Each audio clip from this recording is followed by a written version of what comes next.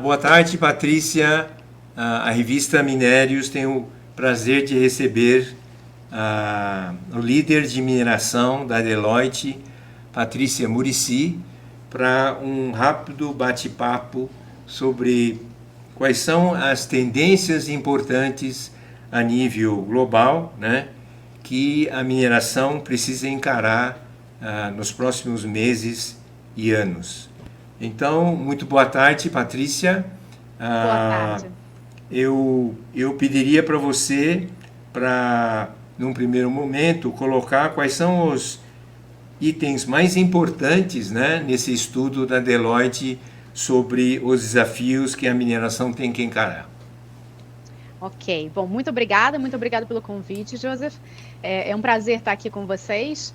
Esse, na verdade, é o 14º estudo que a Deloitte lança. Então, a gente já está aí há 14 anos que a gente executa esse estudo com os nossos líderes globais de mineração para chegar a quais são os top 10 trends, né? Quais são os trends, os 10 maiores trends da mineração para o ano seguinte.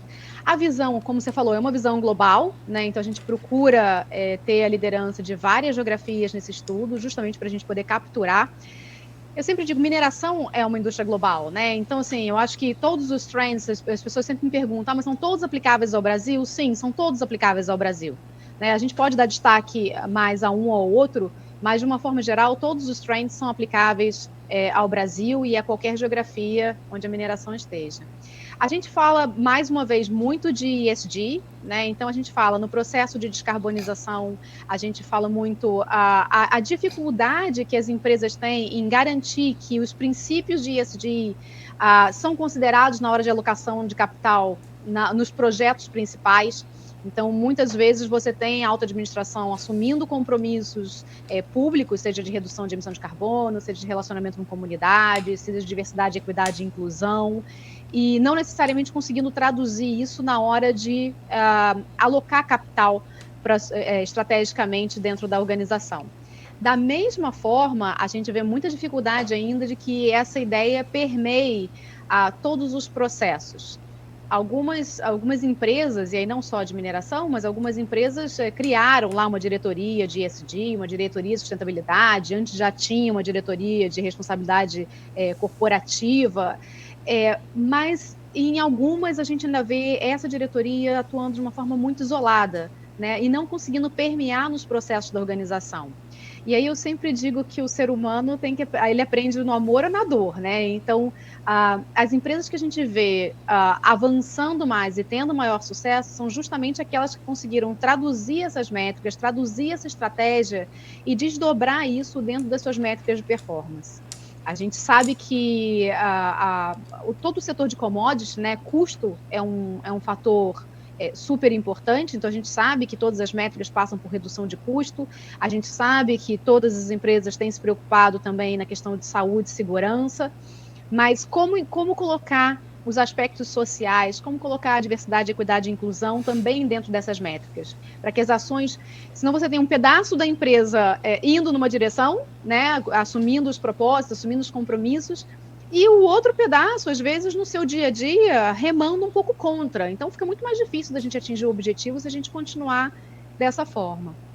A gente também fala sobre operar a mineração nesse novo superciclo. A gente já vê algumas geografias com essa saída do Covid, os governos estão mais endividados. A gente percebe que isso, conciliando com o superciclo da mineração, o preço do commodity lá em cima, em alguns casos, isso faz com que os governos, em muitas geografias onde os nossos clientes atuem, estejam realmente de olho e queiram sobretaxar ou mudar o regime tributário ou nacionalizar um determinado ativo. Então, isso tem sido uma preocupação na hora de gestão de riscos, na hora de traçar os seus cenários, fazer o scenario planning.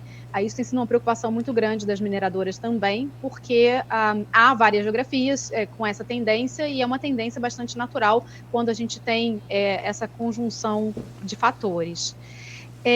A gente fala muito sobre o futuro do trabalho, então acho que é impossível a gente falar no mundo, ainda mais pós-Covid. A gente já falava nisso antes, imagina pós-Covid, se a gente não vai falar de futuro do trabalho, né? Como é que vão ficar as relações de trabalho, como fica a questão do trabalho remoto.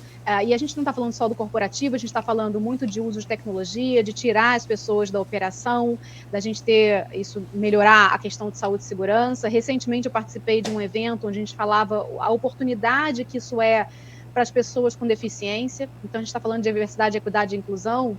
Isso, toda essa automação, esse uso de tecnologia é uma oportunidade muito grande para as pessoas com deficiência também, para que elas possam ser inseridas nesse mercado de trabalho. A gente fala, e eu sei que você vai querer abordar mais um pouquinho sobre esse assunto, sobre o relacionamento com as comunidades indígenas. Eu acho que esse é um dos fatores que eu, inclusive, pondero como sendo algo primordial e até prioritário para a agenda no Brasil. A gente vê algumas geografias mais avançadas em relação a isso, efetivamente, publicamente, pedindo desculpas pelo passado, se retratando e tentando estabelecer uma nova relação de confiança com os povos tradicionais. E eu acho que nisso o Brasil ainda está bastante atrasado, apesar de já haver compromissos nesse sentido, mas aí a gente vê todo um outro movimento que está indo contra tudo que a gente está vendo de bom no mundo. A gente está vendo muita questão de inovação, acho que a gente fala, né, é impossível você esperar coisas diferentes fazendo sempre da mesma forma. Então, a inovação tem que estar inserida em todos os processos da mineração. Fala como algumas empresas conseguiram tirar muito valor das operações integradas e como algumas empresas não tiveram o mesmo retorno. Então, o que a gente pode fazer para que esse retorno do que a gente chama de Integrated Operations realmente a gente tenha retorno dessas iniciativas.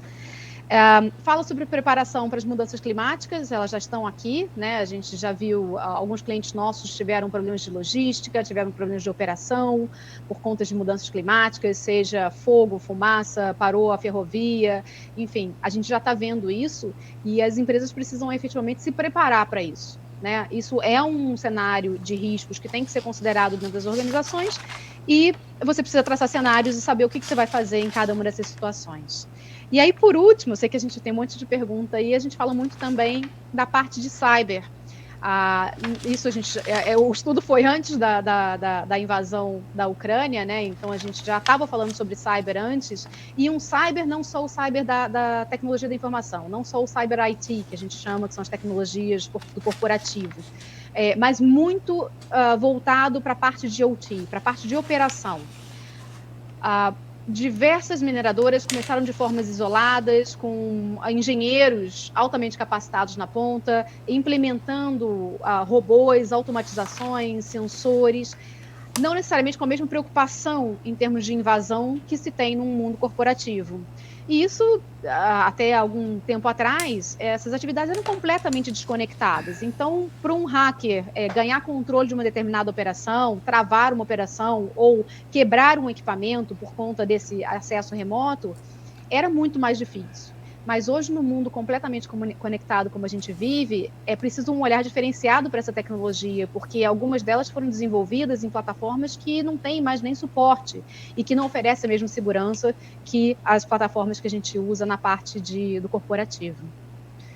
Joseph, são esses os nossos 10 trends, assim, falados bem rapidinho. Então, mas eu acho que é mais interessante que a gente vá para as perguntas, né? Isso. Patrícia, pegando um gancho naquilo que você está falando, nesses pontos, né, você mencionou que é visível que as corporações que conseguiram, né, colocar em prática o ESG, né, nas suas operações, permear na sua cultura, é que estão tendo resultados visivelmente melhores, né? Então, pegando esse gancho nessa questão, eu acho que o fato das mineradoras do Canadá e da Austrália serem sempre lembrados como mineradoras que praticam, né, algumas dessas abordagens seriamente e já com resultados né, é uma consequência direta do ESG ser colocado em prática mesmo nas suas operações. Você não acha? Acho, e eu acho que é importante diferenciar uma coisa para o público em geral, né? Quando a gente fala que essas geografias têm uma política melhor em relação ao ESG, vamos pegar aí o exemplo das comunidades tradicionais, dos povos com direitos ancestrais à terra. A gente está vendo todo esse movimento, isso não significa que não vão acontecer erros, né? Isso não significa que tudo é perfeito, não é perfeito. A gente viu a questão lá das cavernas aborígenes na Austrália e a repercussão que isso teve. A questão é, há 10, 15 anos atrás, a repercussão não seria a mesma. Né? Por quê? Porque se tem uma percepção do público e dos investidores e uma pressão do público e dos investidores muito diferente do que se tinha há 10, 15 anos atrás. Então, acordar para isso é realmente garantir a sobrevivência e a sustentabilidade no sentido mais amplo das organizações. Porque, apesar da mineração ainda ficar um pouco afastada do consumidor final, e isso às vezes é bom, às vezes é um problema, né? A gente está vendo que os funcionários, a força de trabalho, ela quer estar engajada com uma empresa que tenha propósito. Então, se a mineração antes, a mineração mais antiga, já tinha dificuldade de atrair e reter talentos, de atrair os mais jovens, sem a adoção dessas práticas, sem realmente viver esses propósitos, não somente assumir compromissos públicos, né, mas sem viver esses propósitos, se torna praticamente impossível você conseguir essa atração e a retenção de talentos. Então, assim, eu acho que a gente viu, tanto no Canadá quanto na Austrália, só citando essas duas geografias, a gente tem alguns exemplos bons e ruins também em África do Sul, mas eu acho que é super importante a gente olhar para o lado positivo, né? Depois do ocorrido, quais foram essas atitudes? O que essas empresas aprenderam e o que elas estão fazendo de diferente dali para frente, percebendo que o público em geral, a sociedade em geral, não aceita mais aquela postura antiga. Então, acho que nesse sentido que eu acho que a gente ainda precisa, no Brasil, a gente ainda tem um caminho aí para chegar nesse grau, não que seja o grau perfeito, mas eu acho que a gente ainda tem um caminho um pouco mais longo para percorrer. Então, nesse estudo da Deloitte, ficou muito destacado, né, a importância de um diálogo transparente, né,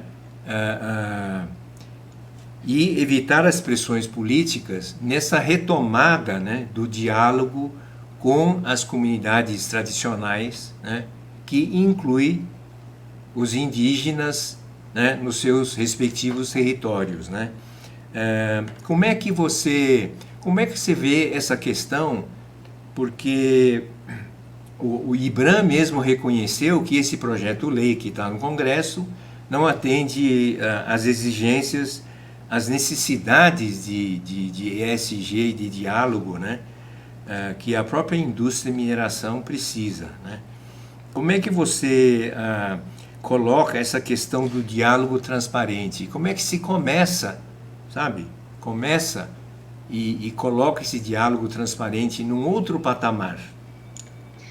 Eu acho que tudo começa com a confiança, a transparência e o respeito. A gente tem uma pesquisa que a gente fez alguns anos atrás que mostra que a grande maioria das comunidades tradicionais e dos povos indígenas não são contra a mineração, apenas querem respeito, né? Querem que seja feito de uma forma responsável, querem participar das decisões, querem entender o que está acontecendo. E aí você tem uma disparidade aí de armas, digamos assim, muito grande, né? Você tem mineradores e até aí falando de legislações e tudo mais. Se a gente não proteger, se a gente não acolher, se a gente não entender quais são as reais necessidades, se a gente não... eu não gosto dessa palavra, mas nesse caso acho que é aplicável. Se a gente não empoderar essas comunidades para entender todo aquele contexto, você não tem um diálogo de iguais, né? Então, acho que esse olhar é muito importante. Por isso que essa lei realmente gerou tanta repercussão negativa, né? Uhum. Porque você simplesmente liberar, a gente sabe como vai ser feito. Então, existe muito medo de que isso leve a um uso discriminado da terra e de terras que são de comunidades tradicionais. A gente tem um outro paper, que não é esse, que chama Value Beyond Compliance, né? Como é que a gente gera valor além do compliance? E fala muito sobre isso, fala muito como as mineradoras podem repactuar o seu valor. Com seus acionistas, sim, né? Mas também com o governo e com a sociedade. Retribuir para a sociedade. Então, a gente vê muitos casos sendo negociados às pressas, às vezes, e você tem como contrapartida empregos para a população local, ou, eventualmente, a pavimentação de ruas, iluminação, construção de escolas.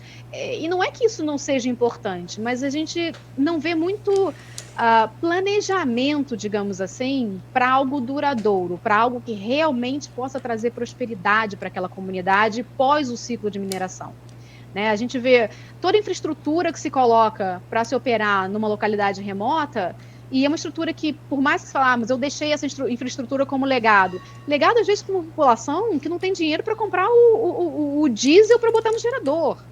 Então, não foi pensado, quando eu sair daqui, qual vai ser o propósito dessa comunidade? Qual vai ser o propósito dessa região? Como eles podem manter essa infraestrutura que foi construída e dali para frente se tornar uma comunidade, uma área mais próspera, respeitando o meio ambiente? Então, isso dá trabalho. Né? Isso não é simplesmente negociar alguns termos, não, tudo bem, isso aqui eu posso fazer, então beleza, vamos lá, a gente assina aqui, e aí vamos começar, e eu vou construir esse pedaço aqui para você. Não é. É preciso pensar muito além disso. Então, assim, acho que tudo começa com respeito, tudo começa com reconhecer os direitos e parar e ter o trabalho de pensar mesmo, né? De como isso pode ser feito de uma forma respeitosa e diferente para o futuro. Sim, eu concordo totalmente com você. É uma mudança cultural que precisa acontecer, né? E daí esse diálogo vai poder ser iniciado num outro patamar, né, de confiança mútua, né? Então, Patrícia, eu te agradeço pelas suas informações, né? Eu acho que esse estudo, né, que já está na 14ª edição da Deloitte, vai permitir a gente fazer uma série de bate-papos, não é? Com certeza, a gente está à disposição, a gente adora falar do tema. Sobre todos esses assuntos, né? Então, eu quero te agradecer pela sua participação e eu espero ter outra oportunidade para falar de outras questões que está na cara, né, que a gente precisa abordar, ok? Muito obrigado, Patrícia. Coloco à sua disposição. Obrigada. Obrigado.